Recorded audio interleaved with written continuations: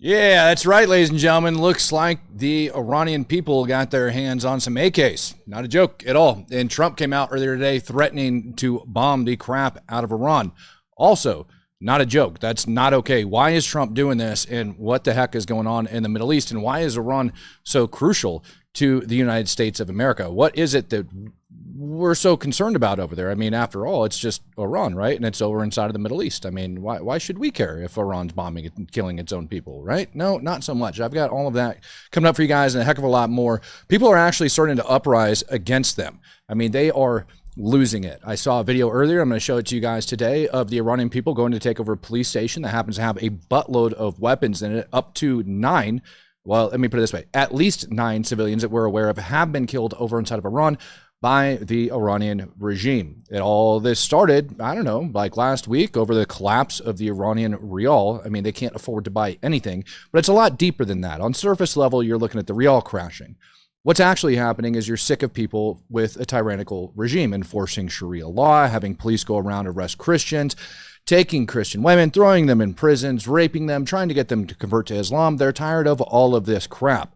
They are done with it. They actually have like the morale police that run around and knock all that stuff out. Well, because they decided to start killing all of their people overnight, Donald Trump ended up coming out earlier this morning over on Truth Social and putting this out.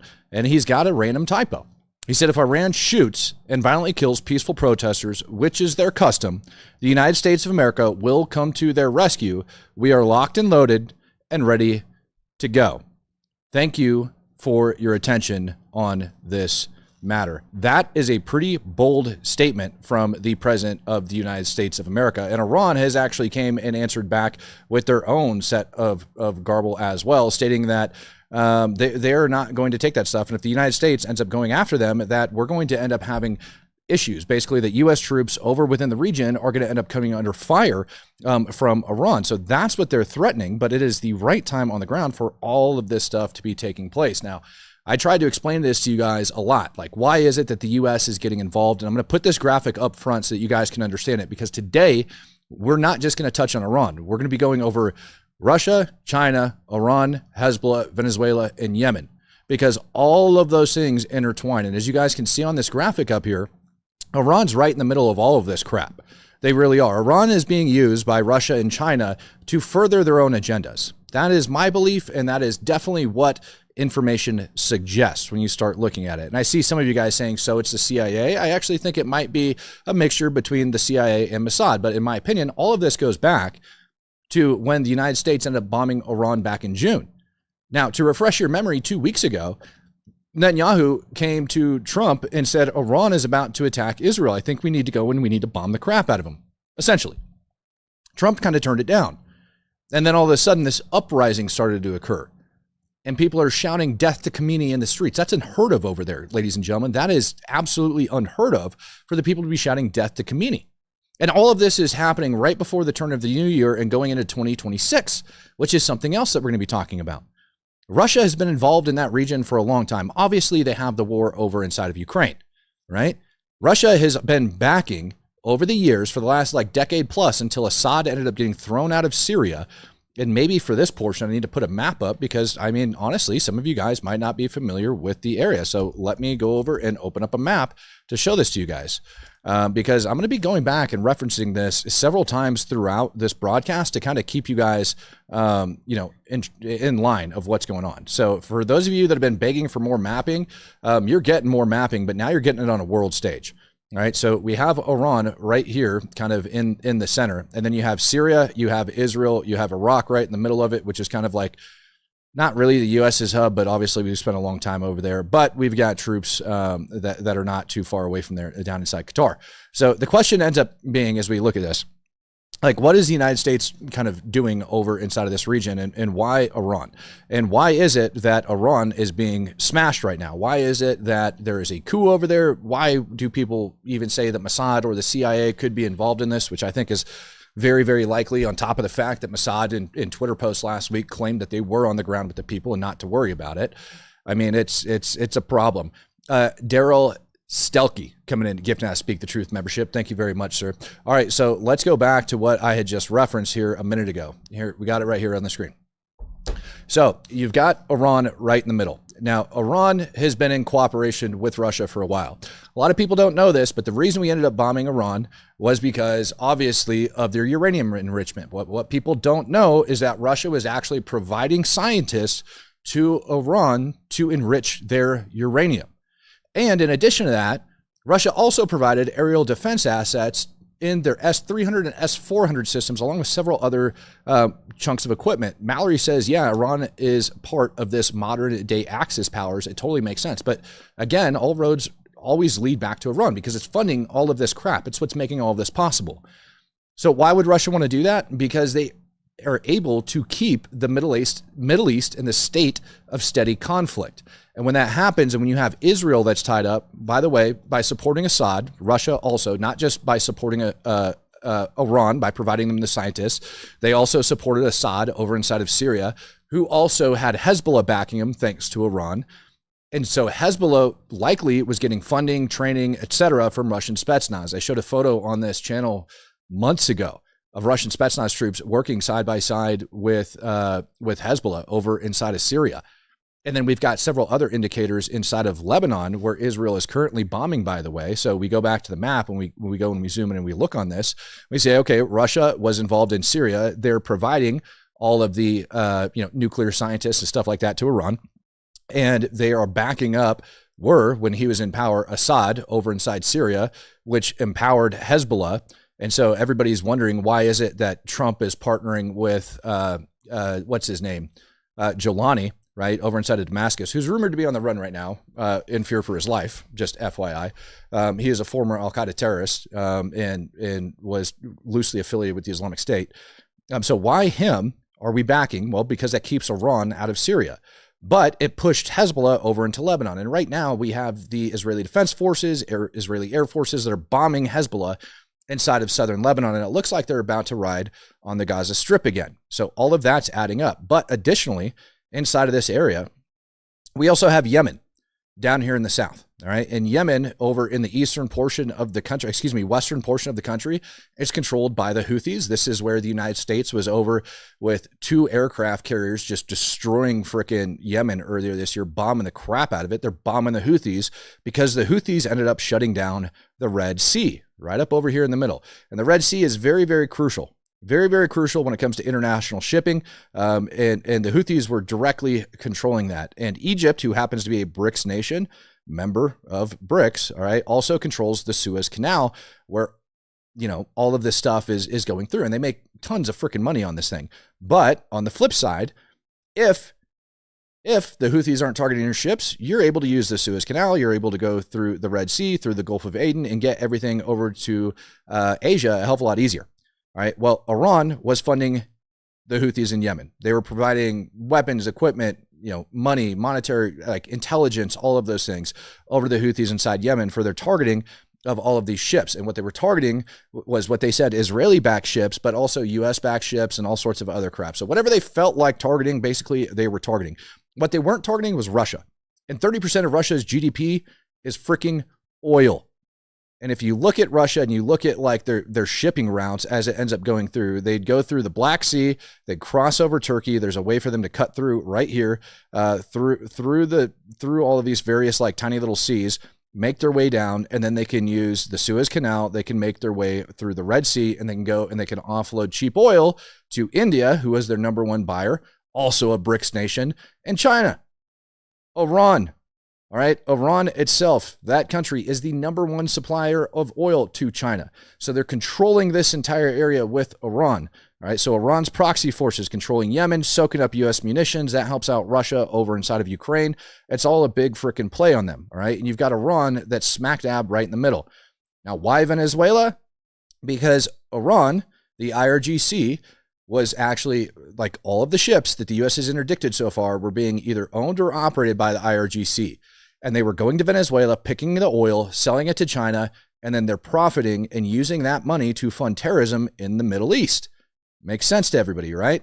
So they're able to then do that and fund the terrorism over inside of the Middle East. So Venezuela, as you guys know, the U.S. is currently outside of it, and a base over inside Venezuela is currently on fire outside of Caracas. And we're going to talk about that and the significance of that here in just a little bit. So all this stuff is starting to come to a head, but we're not quite there yet.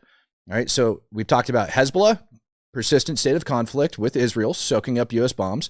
Venezuela now, where the U.S. is interdicting, we're going after their funding supplies, and we're bombing Yemen for the logistical reasons to start putting a strain on both Russia, China, and also India as well, because the oil is going to go cheaper.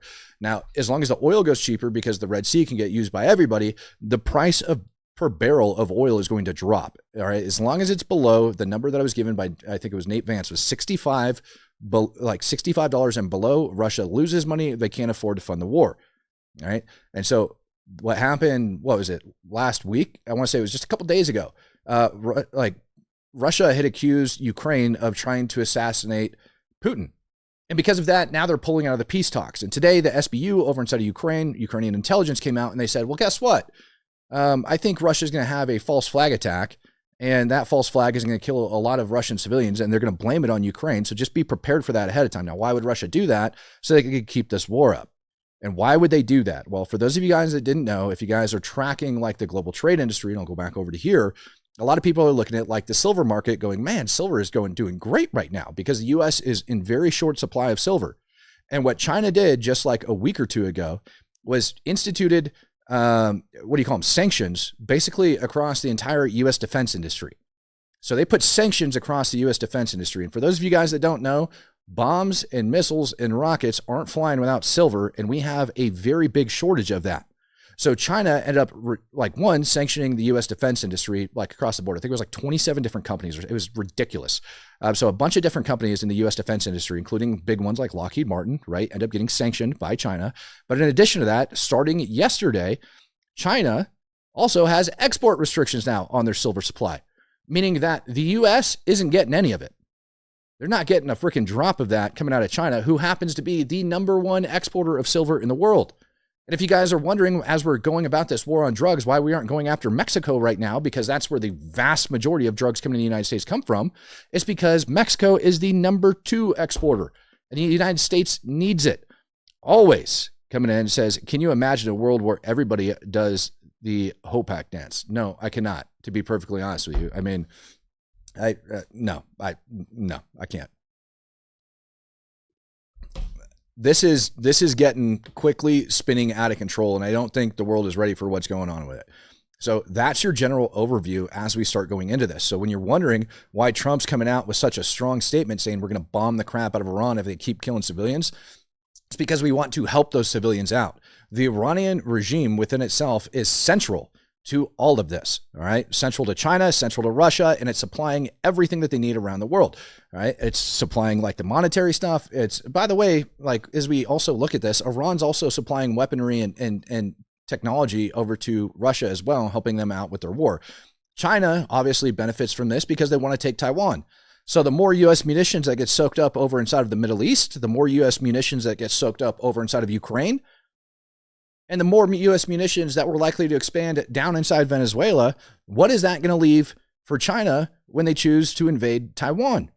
So Xi is doing this at a very critical moment in time, knowing, quite literally knowing, that they are controlling a very critical mineral, it's literally got classified a critical mineral to the United States, so our defense industry can't refit its supply. It's pretty bad. And so if this actually ends up turning into a constant state of war, I could see the United States actually confiscating everything that you own as long as it's silver. Maybe coming after it because they're going to need to be able to fund a war, right? So that is the big picture on the world stage of what's actually taking place. And with that being said, when we start looking at what the protesters are currently doing, let me get this video up on the screen for you guys. When we start looking at what the protesters are doing over inside of Iran, it turned violent. And it turned violent quick this weekend, all right? It wasn't just like, them flipping over cars and all of that other crap. All right. Like, dude, they were taking rocks, and I'm going to show you the video here in a little bit, and chucking them at like regime backed forces. It was freaking ridiculous. So you had regime forces that are shooting people. All right. And then people actually fought back against the regime. with rocks. And this isn't just taking place over inside of Tehran. It's taking place in numerous countries, or in numerous cities, all right, all across Iran. Look at this.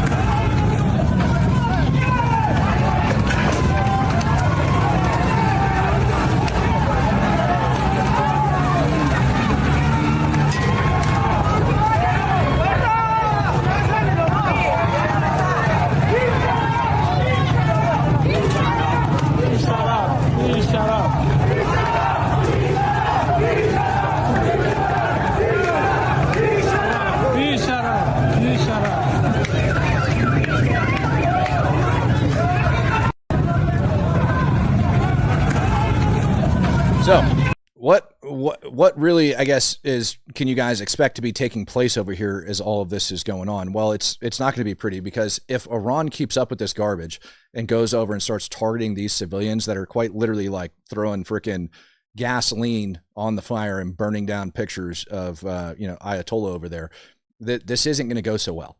All right. Iran has already started cracking down. I saw a post earlier today of people begging Elon Musk to turn on Starlink over Iran because the regime is threatening to cut off the internet. The last couple times this started happening, the Iranian regime, in fact, cut off the internet. Right? When they do that, number one, we get a hell of a lot less information that's coming out of there.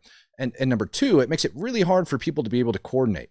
And so how is Trump going to be able to, go up and say, you know what, they're killing their own people when the internet's cut out and the world's not pissed off about it? Trump actually needs social media, just kind of like this Nick Shirley situation over inside of Minnesota.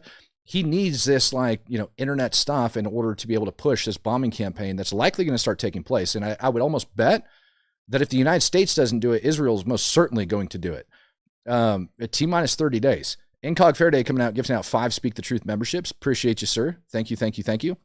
So I think it's going to come. The question is just going to be when. I had predicted a long, long time ago that this was going to be going down, I don't know, by September if Iran didn't come around. And they entered into negotiations. I'm talking about the enrichment of uranium. And Iran is not backing down from enriching uranium.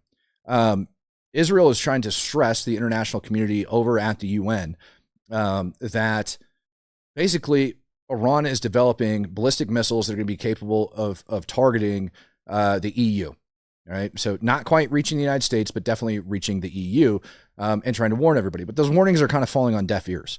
And we can't really expect much from a country that has allowed Islamic extremism to kind of like take over to the extent that it has. Not a country, like an actual region, excuse me. If you guys don't think it's bad over inside of Europe as far as that goes, let me show you how stupid Europe is. This is a German streamer, Kuhn Shikiti, I don't know. And she actually started this stream trying to show the world how peaceful everybody was and that she could go out on New Year's and not be harmed. I'm going to show you guys this video and then I'm going to slow it down. She was actually attacked twice when she conducted this little streaming event of hers, trying to show how safe the streets over the EU were. Mit Handschuhe auf. Das heißt... Au!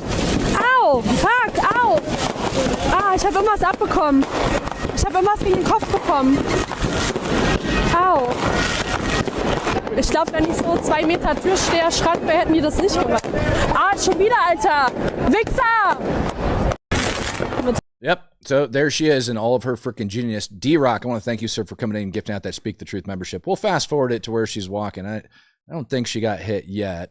Let's see here. There's the guy chucking the stuff. So just watch. I mean, this is it happened so freaking quick. I didn't even see it. But you're talking about from like 2 feet away, this guy just, bam, right in the face, just slams her with stuff. So this is how dumb the EU is. They've allowed their streets to get taken over to this aspect. And so they're not really heeding the warnings from Israel, the United States of America, and the rest of the international community that knows what the gig is with Iran. Always last in line, coming in, gifting out 10 Speak the Truth memberships. Thank you very much, sir. So this is why we're seeing these uprisings over there. If you had no idea, if it didn't make sense to you before, hopefully now it does. All right, Iran's at the center of this stuff. That's why the U.S. is going into it. So basically, in my opinion, U.S. is going into damage control. And we're trying to use this uprising from the people, and we're trying to basically pour gas onto that fire to keep it going. By Trump just coming out and stating that we got the people's back and we're going to bomb them. Mossad last week coming out stating that they're on the ground with the people. It's going to embolden them. And I'm telling you, it worked. I am absolutely telling you it worked. I'm trying to remember what the description on this video was. Oh yeah, this is them. This is the protesters marching and going towards a regime-ran mosque. All right. And so what you're going to see is the protesters storming that mosque, and then you're going to see them burning the mosque to the ground. If you guys don't think that the religious extremism is one of the reasons that these people are rising up and it's just about the collapse of the Iranian dollar, no, it's not about the rial. It is the straw that broke the camel's back. Brandon Black says, morning, Matt. Thanks for keeping us up to and informed. Rod needs to come on one of these days. Yeah, Rob does need to get his butt back in one of these days. I'm with you.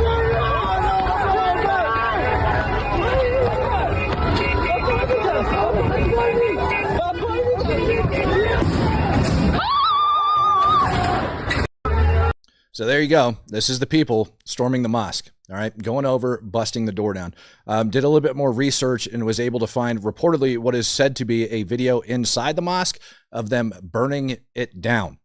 And that's pretty freaking wild if you really think about it, that Iran, where most people look at and they say that this is like the haven of Islamic extremism in the Middle East. Well, it's not necessarily true for the Iranian people. They're just kept under the control of the regime. You know, you picture what Saddam Hussein was doing to the Kurds and everything else, and then put that on a scale over inside of Iran. Well, he wasn't exactly like Iran's not gassing the people to the best of my knowledge, but they do run prisons where they're taking people, killing them, raping them, doing all sorts of stuff for converting over. So here we go. Let's take a look at this video, and you guys can see it. Sucker's burning, man. So they lit that thing on fire. And it's, again, getting worse, and it's getting worse, and it's getting worse as we go across Iran. They are chanting over there for the Crown Prince Raza Pahlavi. Right, I probably messed up his name. For those of you guys that don't know who the Crown Prince Raza Pahlavi, he's not technically the Crown Prince over in Iran, but when the regime ended up taking over, decades ago, he is basically the descendant that ends up going down there. So people call him the Crown Prince. They're chanting for him, but he is a descendant.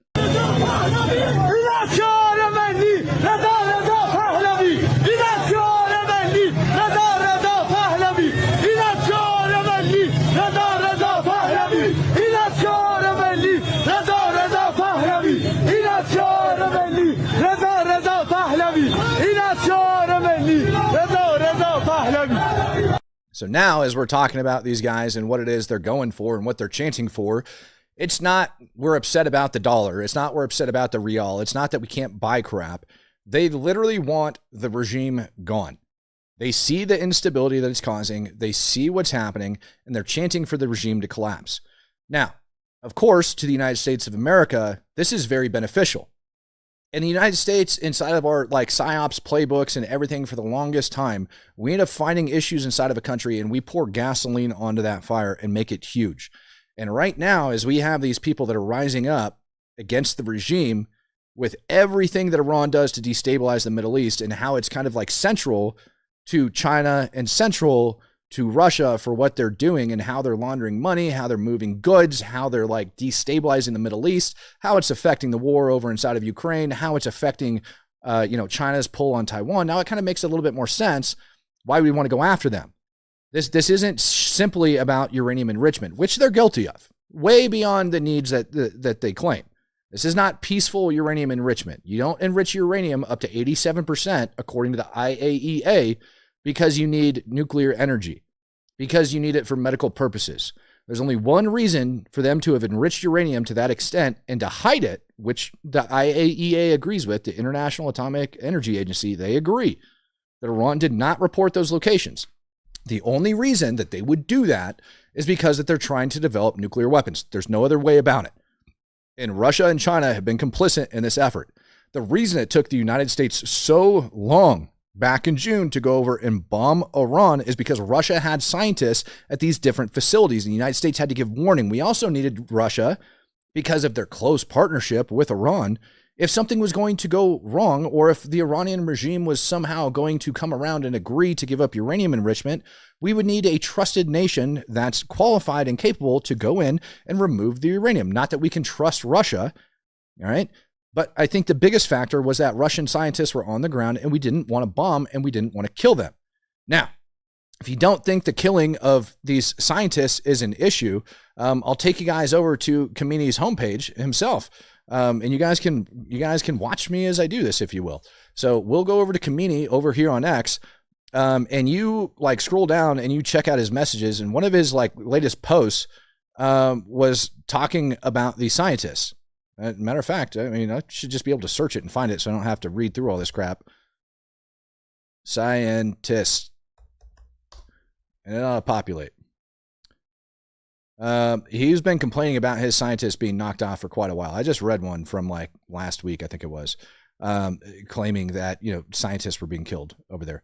Here you go. The deep sorrow over, this is from December 27th, the deep sorrow over the martyrdom of a number of scientists and commanders and a group of our dear people as a result of the Zionist regime's aggression has not and will not be able to halt the determined young people of Iran. It's right there in the middle of your screen, ladies and gentlemen. That's Khamenei, all right? So if that's what he's talking about, the martyrdom of the scientists, that's exactly why he's talking about it. Now, it could be that Mossad has gone over there, or that the CIA has gone over there and murdered these scientists, all right? Or it could just be the people are murdering the scientists themselves. And I want to remind you guys as well, after the bombings of Iran during the quote-unquote 12-day war, we ended up seeing a lot of Afghans that were getting balled up. And Iran was accusing them of being Mossad agents. And those Afghans were running different drone factories and things like that over there. Mary Dean says, Happy New Year, Matt. And fam, Minnesota's fraud. Matt could be as high as $9 billion. I've been calling some daycare centers and I automatically get hung up on. Appreciate every one of you. Matt, you please do a prayer. Thanks. Yes, we will do a prayer at the end of today's episode. It is insane to me what is taking place over inside of Minnesota. And I got a little bit more news on Minnesota coming up for you guys. And if you guys are not following the channel and you guys are interested in Minnesota and you guys are interested in the Smalley fraud here in the United States of America, make sure you're subscribed to the channel. Make sure you guys are following, because we're going to have some big news for you guys coming out next week. It's going to be huge. I'm partnering up with several other creators. Just FYI, it's going to be big.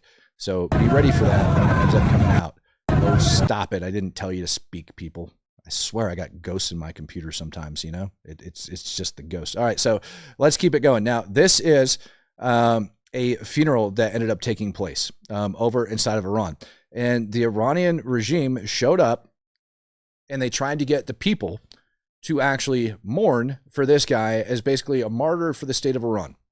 And the people were very pissed off about it. The regime showed up and was actually shooting at one point. I've seen several videos that ended up coming out of this funeral. Regime showed up. There was, in fact, shots fired. But eventually, the people started fighting back. Now, I heard that it was like 50 people or something like that ended up fighting back against the regime on this thing. But honestly, the numbers are too hard to tell. Or they could have been trying to translate and say that it was 50 Iranian regime people that ended up showing up trying to do this crap. Regardless, here's video 1 of 2 that I'm going to show you coming out of this funeral.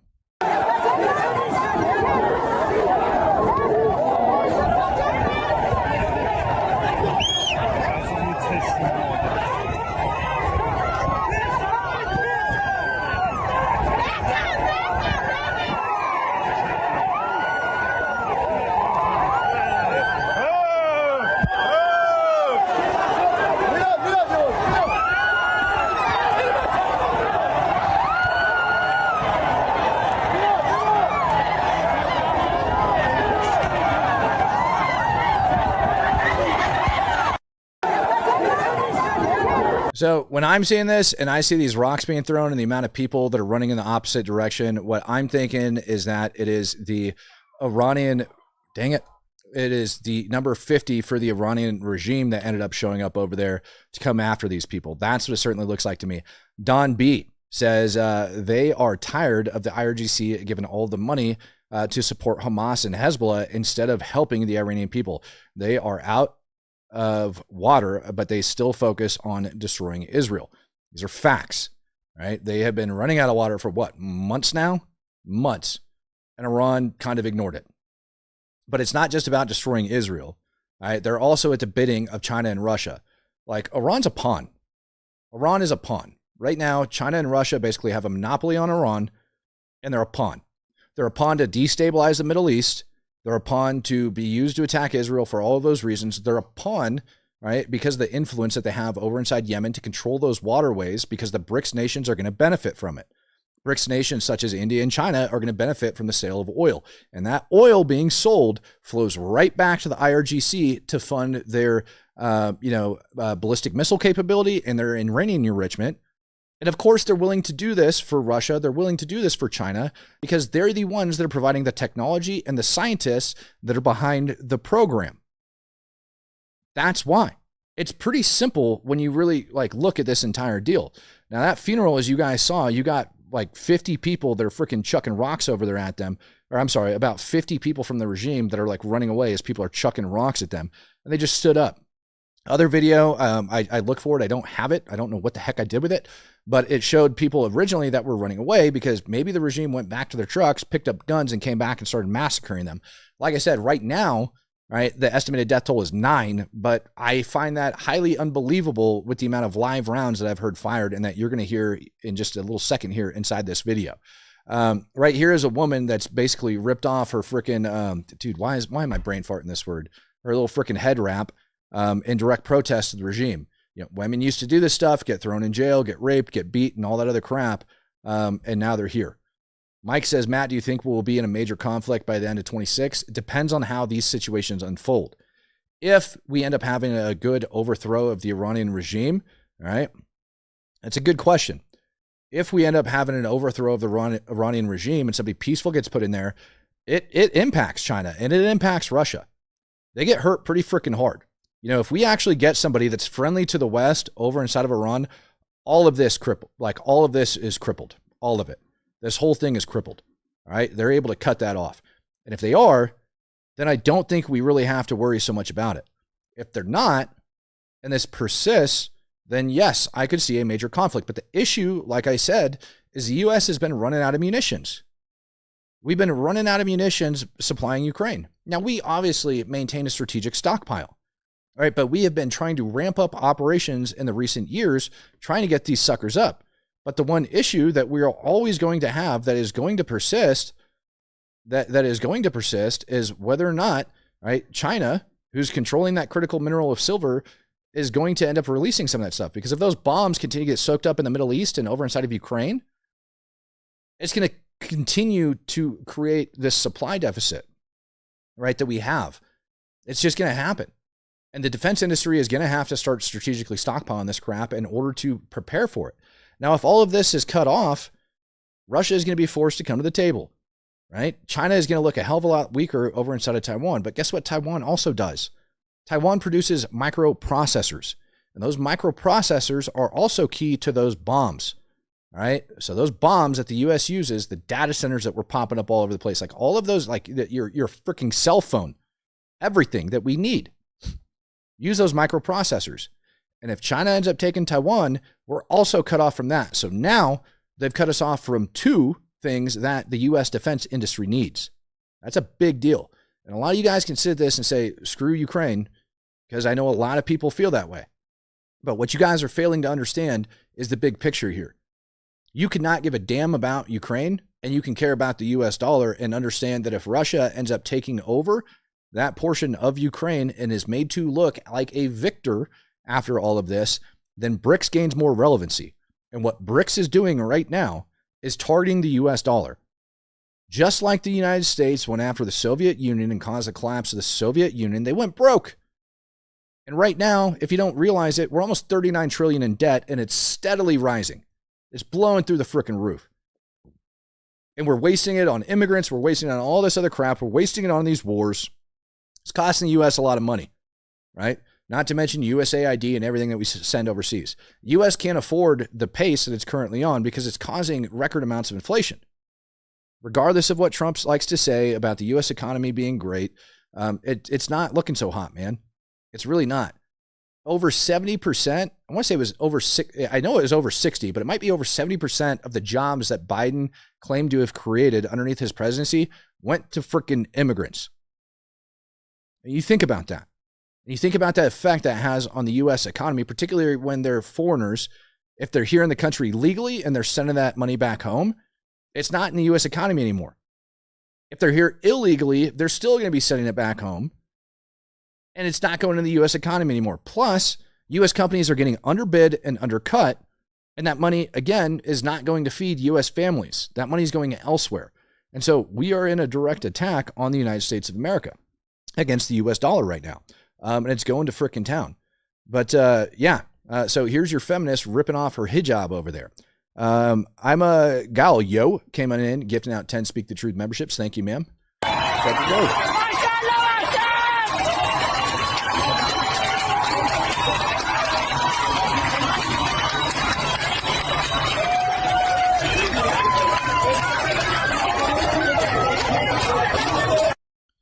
That is a big deal.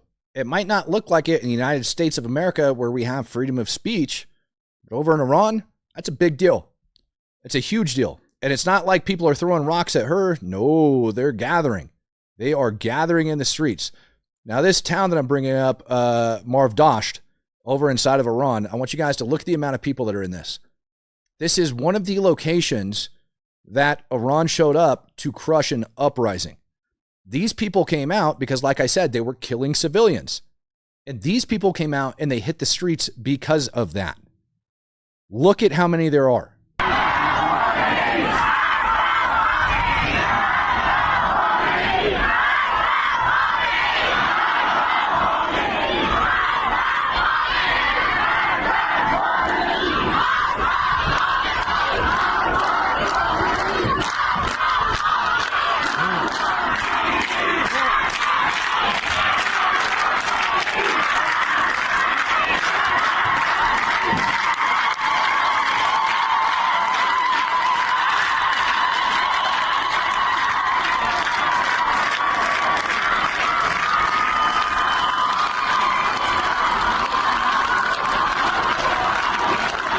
That is a buttload of people over inside of Iran that are rising up against the regime right now. Free J coming in saying, Shalom from Israel, peace in the Middle East, dropping 20 shekels on me. Now, Free J, I don't know if you know this or not, but the going rate for Americans for providing pro-Israeli content is $7,000. So you're a little short there, man, but it sucks because now I have to claim that I'm receiving Israeli money again.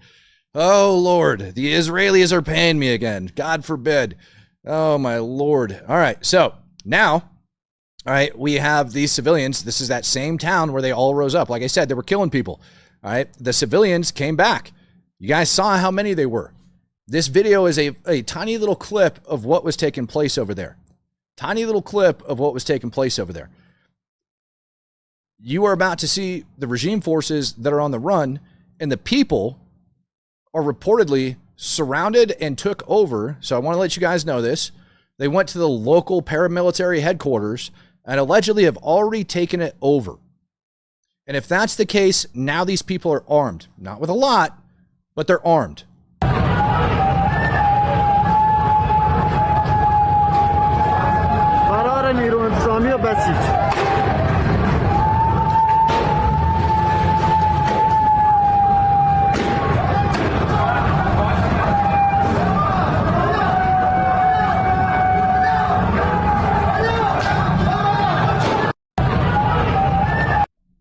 Think about that. We got Iranian forces on the run in some big cities, and they can't even show up to a funeral where nobody's at without getting freaking rocks chucked at them and their heads smashed in by rocks. Now, these people, like I said, have moved over to that headquarters and have gained control of weaponry. Allegedly. And allegedly, this is the video of them storming that headquarters in that very same city. So at first they took the streets because of the killings. Well, they took the streets because of everything that's been going on. Then they ended up killing, and then they ended up rioting and pushing the police back. And this is them storming that headquarters.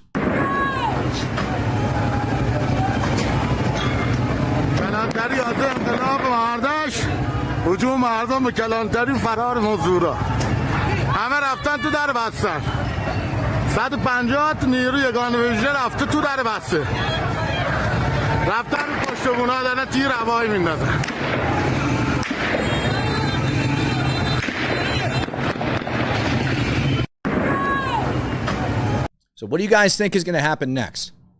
Now we're going to have internet cut off. Now we're going to have clashes. It wouldn't surprise me if the videos are already out there floating and they just haven't surfaced yet. But it seems to me like we're about to have some major clashes over there between the protesters and paramilitary, if not the entire freaking Iranian regime. And that's going to result in a lot of killing. Adam DLC says Iran falling would be another Syria situation. Not quite. Not quite, my friend. I don't think it would be quite as bad as Syria. I really don't. And I want to emphasize this before I get into that. I'm going to address your comment here in just a sec. Trump stating if Iran shoots and violently kills peaceful protesters, which is their custom, United States will come to their rescue. We're locked and loaded and ready to go. I don't know if that means a freaking ground invasion. Certainly means bombing. But him stating we're locked and loaded and ready to go means something. That means something. And the people of Iran hear that. And they will continue to fight. And the Iranian regime, because the people are fighting, is going to have no other choice right now but to start killing those protesters. So, Adam, you said that this is another Syrian situation. Well, kind of, but it's different. All right. In Syria, yep, you had a bunch of different terror organizations that were over in there. And if we're to actually look at this like realistically, the United States went back into Iraq, all right, when you had ISIS take over like northern Syria and take over Mosul, start pushing down to Kirkuk or Bil, all those other locations. What happened was Iran went to Baghdad and they said, we will supply the much needed help. Wow, man, dyslexia kicking in. Much needed help to go and fight against ISIS. And if that would have happened, Iran itself would have been able to go and take over Iraq, right? And had influence over Iraq. They would have had influence over Syria, and they would have had direct access to the Med. This benefits Iran greatly. Years ago, we were looking into this. And I mean like a decade plus ago, we were looking into the Middle East and what Iran was up to. And what we ended up seeing was Iran attempting to get influence over this entire region because it gives them access to the Med. So right now, if Iran wants to ship their crude, all right, and get it anywhere, they've also got to go through, they've got to use the Suez Canal, they've got to go through the Red Sea. But Iran wanted to put a pipeline in, all right, through Iraq, through Syria, and get it over to the Med. So why is it different? Why is what we're looking at here different than a Syria situation? Because Syria, you had a dictator, and much like Iran, who was friendly with the Russian government, all right, but you also had a plethora of terror organizations that were running around there. Everybody was fighting to kill each other, and there was no real anything going on. You had chemical weapons on the street, you had all sorts of freaking crap, and it's butted up right next door to Israel. Now, other than that, Syria pretty much minded their own business. Other than the big issue with Syria was they're partnering with Hezbollah. And according to Israeli intelligence, Hezbollah ended up taking over the production and transportation of Assad's chemical weapons inside Syria. And so the big concern with the United States government, the big concern with Israel was Hezbollah, the largest non-state terror organization in the world, largely funded by the IRGC, had its hands on chemical weapons. Well, when the Assad regime ended up fleeing and running to out of Damascus and over into Moscow, when you saw Assad take off and we had Jolani ended up taking over, what we ended up seeing was Hezbollah getting pushed back into Lebanon. And that's where they went. So Hezbollah has basically been cornered kind of down over in Lebanon. You do have like some other factions of Hezbollah, Kataib Hezbollah over inside of Iraq and several things like that. But we saw Hezbollah get pushed back over inside Lebanon, which is great. And then after that, we see Israel simultaneously pretty much bombing the crap out of Hezbollah and the IRGC that was operating inside Lebanon. And then international agreements, so on and so forth. Hezbollah was supposed to withdraw their forces from southern Lebanon and move away from Israel. And they were supposed to move north of the Litani River. I forget how many clicks north it is. It's not that many, to be honest. But they've failed to do so. And because of that, Israel's now bombing the crap out of them. In contrast, when we look at this, so now we have a terrorist in charge, beyond me, that's supposedly going to be loyal to the West. All right. So we have a terrorist in charge, but you also had chemical weapons and all this other stuff. When we look at Iran, they have somebody that they want to take over. And you have the entire people of the country that have been oppressed by the regime. So in Syria, you had a bunch of foreign terrorists that were running around, all right, killing each other, taking control of whatever they want. It was like a massive land grab for like Islamic nut jobs. All right. And in the middle of it, you had Christians and Kurds being slaughtered left and right, fighting back against them, and the U.S. was helping them out. Over inside of Iran, you've got a horrible freaking regime that's being backed by both Russia and China, that's selling oil, financing terrorism, doing all sorts of stuff, affecting the wars over inside of Ukraine, affecting like wars inside of the Middle East, affecting international shipping routes via the Red Sea, taking over oil tankers down here. They've taken over numerous. You guys remember underneath Obama when Iran ended up capturing U.S. sailors and we all looked like a bunch of freaking wusses because of it? That's Iran. Big difference. And it's the people of Iran that are pissed off and rising up. So there's a big difference, which means there is a more streamlined shot at peace because the people see what going against the West has done. And they used to be friendly towards the West until the freaking regime took over. And so the people want to return to that. And there's a big difference than nothing but a bunch of Islamic extremists running around now controlling the country. That's a shot in the freaking dark. This is people. This is the masses that are tired of what's taking place. So in my opinion, it's a pretty big difference for what's going on over inside of Iran. All right, let's see here. I know we had more donations and chats and stuff come in, and I likely missed them as I was running my mouth. Matt the Surfer says, Iranians tried this under Obama, and we did nothing. A part of me hopes Trump helps them. My understanding is younger Iranians want freedom, more Western ideas. Do you support in helping them? I do. But not because I want the U.S. to intervene inside of another country. I want to support the Iranian people because of this, right? This is the same reason the Cold War ended up happening, right? The reason Americans benefit, the reason we're at the frickin' top of the food chain in the world is because of the U.S. economy. And that happened because of World War II, and it happened because our stance against communism afterwards, making sure neither Russia, nor China, nor Japan ended up taking over all this crap. U.S. ended up coming out on top. And we benefited because of it. And what's taking place with China and Russia, BRICS, basically attacking the U.S. dollar, isn't just going to affect the United States. It's going to affect the EU, everybody. World reserve currency. What happens if the dollar collapses? What are we supposed to do? There's only so much that the banks can bail out. There's only so much that they can do. So when I look at this and I say Iran's the crux of this situation, they're a huge problem. Yeah. We need to have the United States go in there and we need to back those people and we need the regime inside of Iran out of power to effectively cut off China and Russia to help restore normalcy in the world, because what they want to do is take it over. And if they end up taking it over, if they end up collapsing the US dollar, if we see 20% inflation overnight because of all this crap, dude, we're SOL. And I don't think Americans realize what's actually coming, right? You think we had panic buying during COVID and the grocery stores being empty? No, sir. You wait. Orderly Chaos says, love you, Matt, and thank you. Now, I do believe, obviously, because of my background when it comes to freeing the oppressed, right? As we should be doing. But at the same time, it shouldn't come at solely the cost of the United States government. So if it was only about that, then I would say the U.S. should leverage the international community to start looking at doing something. But when we start talking about the big picture, yeah, there's no time because the international community isn't going to move.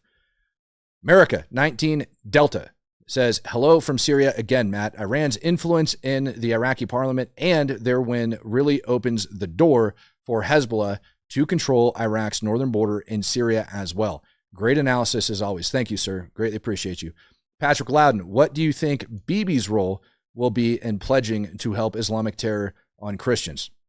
Well, as we have seen, right, like Bibi was losing his mind when it came to the slaughtering of the Kurds and stuff like that. And maybe I ought to give that in a broader role and not dive too deep because maybe we'll start going into it.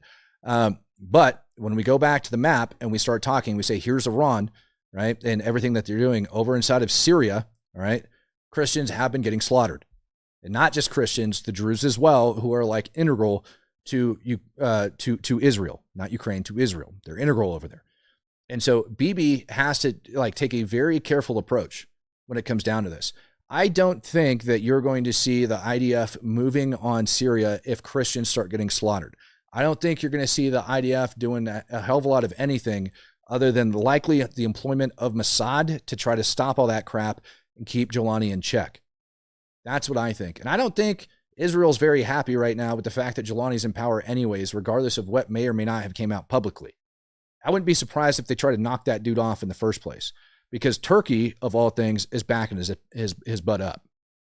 And there's information that's suggesting that Turkey is now using Jolani and his guys and his allegiance in order to start installing intel assets down and around Damascus that are spying on Israel. And, obviously Israel's a bit worried about Turkey when it comes to the war in Gaza and over inside the West Bank. It's a very real concern. So I would suspect things like intelligence operations going on, things like that, to try to shape the landscape before any critical military action ends up happening. That's just me. That's what I would think. Castle Survival says, how will the silver collapse affect the UK and the EU people? For the same reason it will affect the United States. You got some of the same stuff that's going on over in the LBMA. LBMA almost collapsed back in November, and rumored U.S. COMEX ended up bailing out the LBMA. Well, right now, last I checked inventories, COMEX is sitting on approximately 50 million ounces of silver, and so we can't do that again. And it was India that tried to collapse the LBMA.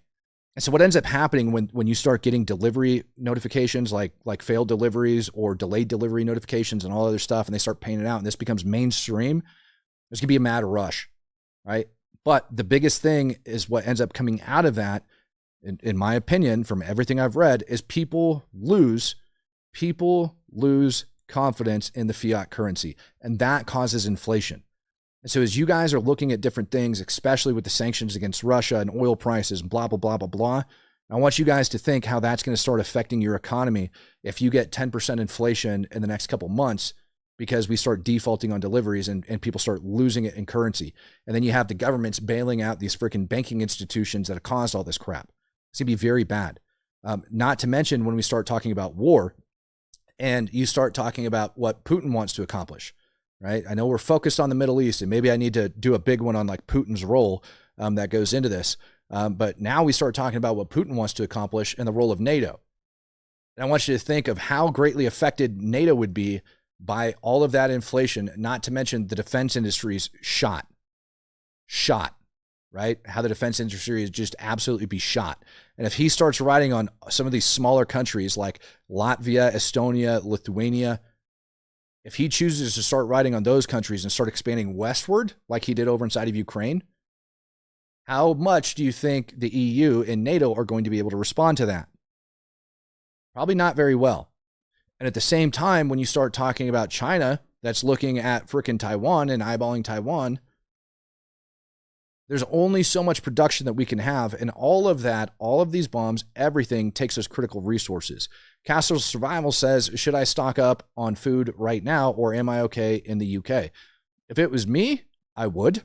I just get canned goods and things like that. I think it's appropriate to have an appropriate store, of food on you for you and your family regardless. But also look at other things like look at the little keys and things like that to access like public water, things like that. Take things like that. You know what I mean? Like get more than just that.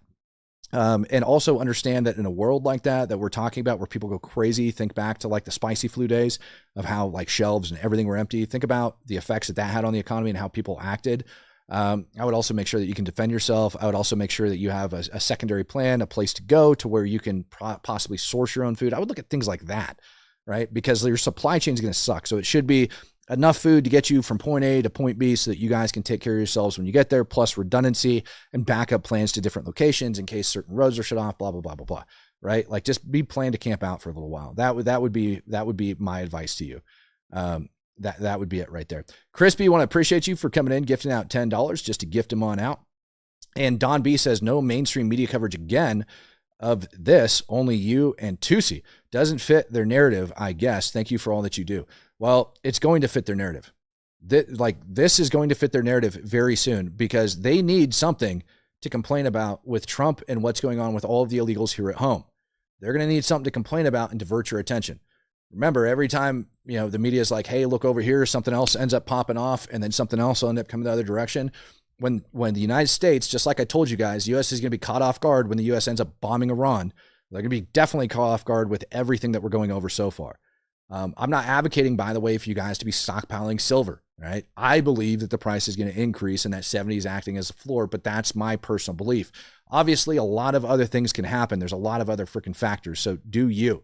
But if you're actually able to get it, I would suggest buying the physical stuff and holding on to that in the event that you need it, right? Just like we say in the gun world where we have boating accidents, maybe you can tell the United States government that you ended up having boating accidents. I don't care what you guys do. But again, this is Iran as we speak.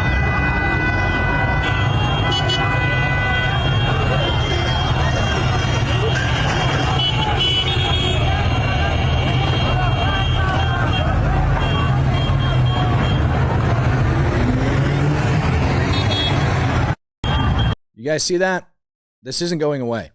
And with Trump's warning, with the people now arming themselves, with them now coming after, chucking rocks and everything over at Iran, yeah, it's coming. Now, there's something else I want to show you guys before we even get close to the end of this show. All right, this is inside of Venezuela. Oh, excuse me. I told this is not Venezuela yet. This is Israel bombing. What are they called? Hezbollah down over inside southern Lebanon. They've been doing it for pretty much every day in December.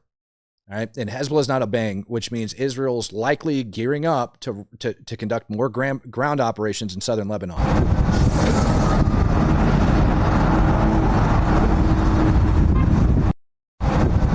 So just know that that's coming. All right. I'm gonna keep that one kind of in the back of my pocket. They're just going to continue to bomb. But I'm going to keep a close watch on that. But I suspect Israel just continue to bomb until they get their forces built up and then likely going on the ground again over inside Lebanon to get rid of Hezbollah unless something else happens. And it's very key timing. All right. I want you guys to think about what I said about what's taking place in Iran, who's heavily funding them, and why Israel is now just choosing to bomb the crap out of them. This is happening over in Venezuela. Check this out.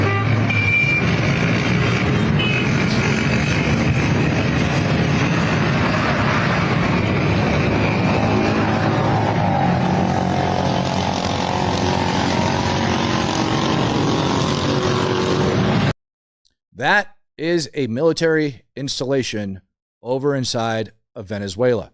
And it's very key, like, positioning. I ended up pulling it up and putting it up on the map. It's the base Sucre. All right. Let me get this up on here for the screen so that you guys understand where Venezuela's at. All right. So last week, the U.S. bombings at the ports had occurred right over here. Okay. And right now, we've got a base that's on fire right down here. And people are saying that it's, let me put it on the map like that. It's a little bit easier to see. Right now, what the people are saying is that this is the CIA that's behind it, possibly Mossad, whatever. But intelligence agencies essentially sabotage the base and are burning this dang thing to the freaking ground. And I want you guys to take a look where this location is at. All right. So here you have Caracas, which is where Maduro lives. Right. And you have one of the main supply routes running from the western portion of the country, all right, going straight from the western portion of the country over to where Caracas is at. And they cut it off. If we start seeing stuff that's going to be happening, the other towns and villages that I'm looking at, that are not villages, but the other towns and cities and stuff that I'm looking at, look at where these major crossroads are at. All right, if we start seeing things popping off down here, all right, where these major intersections are at, somewhere in this general vicinity, cutting it off from the east, I think we're going to have an overthrow of the government that's going to be taking place. Likely what we're seeing over inside of Iran, probably going to start popping off and taking place over inside of Venezuela as well. All right, Maduro has came out allegedly stating that he now wants to start working with the United States government, which I don't necessarily believe. And here's another interesting factoid. U.S. State Department ended up putting out a travel advisory, blows my mind, for Russia, as if you should have been traveling to Russia in the freaking first place. If you're an American, don't do it. Stop being stupid. Don't go to Russia. All right. Bad things are about to start going down all around the world. State Department's coming out saying, don't you dare travel over to Russia. And it makes perfect sense because things are about to start popping off like it's crazy. At the same time, imagine that. Pentagon says Lockheed Martin gets a $328 million Taiwan military sale contract. And the U.S. government ends up approving one of the largest defense sales to Taiwan, to include howitzers and freaking HIMARS and all sorts of crap. So last week, China went over and it surrounded in a military drill Taiwan. And it ended up launching LMRS like over into the freaking sea surrounding Taiwan. On top of like what appeared to be a massive naval blockade. On top of them moving ICBMs into their freaking silos, which blows my mind that our government and like the media here barely covers. And the U.S. just beefed up Taiwan. And they're doing it quick. So all of this stuff has been unfolding really, really fast at the new year. And if Americans aren't paying attention, this stuff's going to come back and bite in the butt. Now, I'm not saying that we shouldn't be focusing on, different things that are happening. I'm just saying if you don't want to end up like this poor girl over inside of Germany, maybe, just maybe, you should be paying attention to what's happening around the world as a whole. This is a massive problem. I'm not saying don't pay attention to what's happening in the United States of America. You guys know that I personally think the United States has some very serious issues when it comes to illegal immigration and everything that's taking place. And I also think it's a threat to national security. But the other big threats to national security, ladies and gentlemen, aren't just illegals. It's not. It's all of these people. By the way, all of the Chinese folks that have been funneled up into the United States, guess where they're getting their launch pad from to start moving up in here? All of this stuff ties back together. And I think we have so many terror threats over the United States of America right now that the United States government doesn't know what to do with. So we just went with mass deportations. We can't possibly track the amount of people that cross the border underneath Biden. Over 20 million illegals. 20 million. How many bad actors from this chart do you think they made their way into the United States of America? Pat Loudon coming in says, when Trump says Biden invoked Russia to attack Ukraine with NATO talk, isn't Trump doing the same with Taiwan? No. Trump did not invoke... Biden did not invoke Russia to attack Ukraine. That's not it. What ended up happening was years in the making. Over almost a decade in the making. Actually, over a decade in the making. You could go with 2 decades in the making. You look at Putin's meddling over inside of Ukraine all the way back in 2000 and so on and so forth. Ever since the collapse of the Soviet Union, he'd been meddling over inside of Ukraine. It's true. You can go look it up. They went after the elections over there. Putin was trying to back certain political players, blah, blah, blah, blah, blah, blah, blah. Right? All so that he can control the Ukrainian economy and make them dependent on Russia. He wanted to start sucking back into Soviet satellite states. And it failed. Failed miserably. The people caught on, they got pissed, and they revolted. Out of the line. They revolted. And so, do I think we're going to see the same thing with Taiwan? No. I think everything's set in place over here because the way that our system is currently set in play, is for strategically set now, because Xi Jinping doesn't want to invade unless he can guarantee victory. Putin just says, I'm going to throw the masses at it until I get victory. I'm just going to go war by attrition. Xi is not an idiot.